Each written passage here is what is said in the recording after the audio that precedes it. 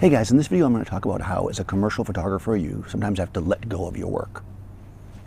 And what I mean by this is when you are an art photographer or somebody who's doing it for fun or building your portfolio or whatever, you don't have clients, you are shooting, you're editing, you're deciding, you're cropping, you're doing whatever with the images and you're putting them up on Instagram or wherever you're going to put them, and you are putting out your final vision, right? This is your portfolio, this is your final vision, and this is essentially, exciting and cool when people see it and you kind of have a certain way that you think you want it to look and you created it for that. But when you are a commercial photographer, you not only oftentimes have to shoot to a layout or something, so that's part of it, but once the images are done, oftentimes you're not even doing the retouching. You are, they're going to crop it, they're going to add text, they're going to do whatever to it, and you don't necessarily have that control, and they don't always do what you want. In fact, they don't always pick the image you want when you give them all the images. I learned that story early on. I was working for this photographer, and we went down and this is back in the film when we were shooting slides, and we shot a bunch of photos of this person for a magazine cover. I'm not going to get into it too much, and there was like a few that were like kind of silly and goofy that he threw in because he figured they'd use them as like an insert or something. And they freaking put the most unflattering, goofy picture of this person who was known as being kind of a beautiful actress on the cover of the magazine. And it was almost like he actually wrote to her or called her and apologized, because it was like, wow, I would have never had them put this photo on the magazine cover. But you know what they did? Because once it's out of your hands, you don't have that control anymore. So actually the lesson learned there, and he knew it, he said, man, I should have just done what I always do, which is I pull every slide. I don't want to be the one they're going to use. Because you want to give them a bunch of stuff, but at the same time, if you give them an image, they're going to use it.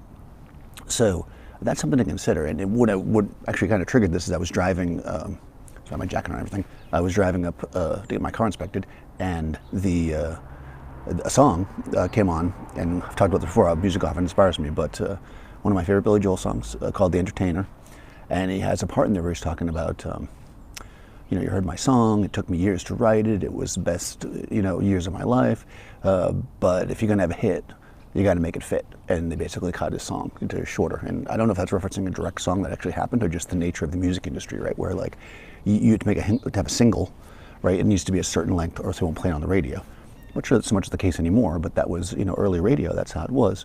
I'm thinking this is songs probably from the 70s, I don't know.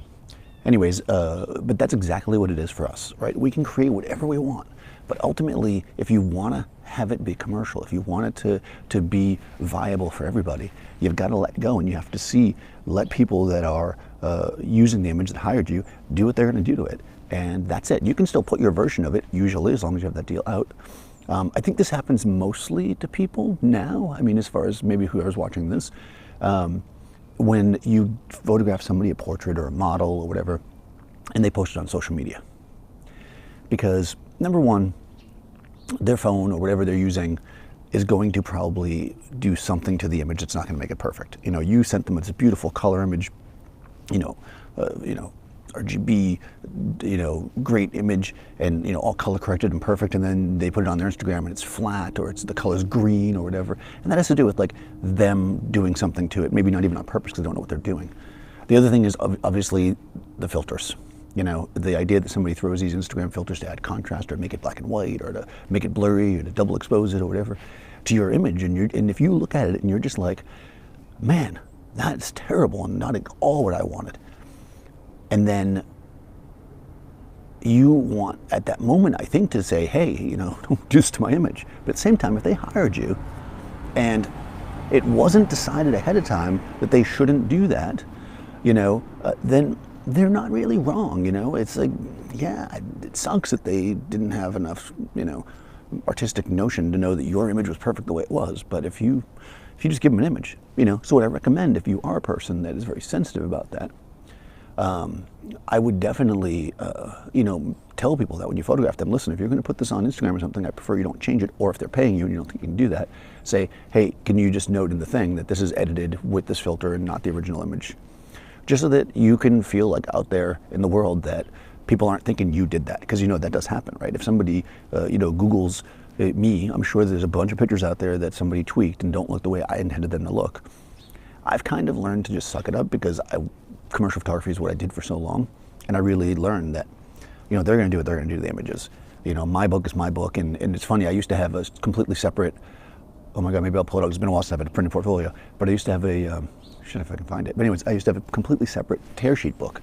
And that was to show the final stuff, like out of the magazines, to show how stuff looked in ads. But then I always had my book, which a lot of times were completely different shots. They were more my personal work and stuff. But sometimes if I did a job that I really loved the images from, I would then print one of those actual frames so that I'd have it to show and be like, hey, look, this is this awesome set we built or whatever, without all that text all over it or without all that weird editing and their logo. And so, it's funny, you go through this, these periods as a commercial photographer. At first, when you're just barely starting and getting work, you want to kind of prove that you're working, so you constantly want to show stuff in print. It's like, look, this was in a magazine, or this was this. But then as you start to progress and you have a little bit more of a reputation and people kind of know that you work and you don't have to prove it, you tend to not do that. So it's actually really an interesting, way to go, I think, for that. After a while, you're just kind of like, I want to show my work, and hopefully it'll get me more work, and that I have these clients, because you wouldn't be looking at me if you didn't know that. So I do think that's it. But I feel like letting go is super important. In fact, I used to have this friend, I still have, he's still around, a friend who was like a fine art photographer, and actually living in an apartment in New York, he would develop all his own film, and then he would scan it, so it wasn't like he was even printing, because he didn't have a darkroom, a full darkroom. And I told him, I said, man, that's like a lot of work or whatever, because I'm not really a big chemical person, although I'm going to start processing my 4x5, so we'll talk about that. And I was like, my lab is amazing, and it's not super cheap, but it's worthwhile when you think about the hours invested. And he looked at me and he says, no, I like it processed a certain way, and I like it to look a certain way. And I believe it. This guy had been processing black and white film for 20 years, 30 years, whatever, however long, since he was a teenager, and he was really good at it. And I get it, My feeling on that was, people that do it for a living, in a professional sense, usually do it better than me. That's how I look at it. Professional black and white developers and printers are better than me, because I don't print and develop black and white all day long. Also, professional retouchers are better than me, because I don't retouch all day long. What do? I take pictures. So I feel like I'm good at that on some level, and that's what I do. Anything else that requires extreme work, retouching, whatever, I send it to a professional. And because of that, I've learned to give up that bit of control, which is also kind of eases my mind when I see images and I'm just like, okay, that's weird that you did that, but the check cashed and, whatever, I still have my original files.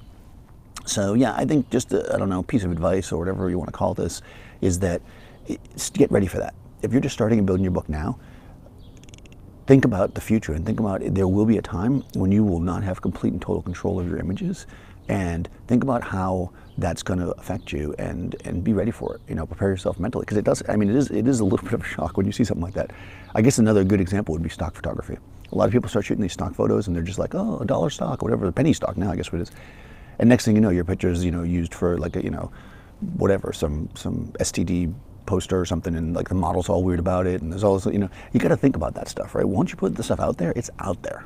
So think about that, think about the models, think about what the people are going to do with the images, and decide that you're okay with it or not, because you can also have your personal work separate and go from there. So do you guys have any horror stories like that where people have messed with your images?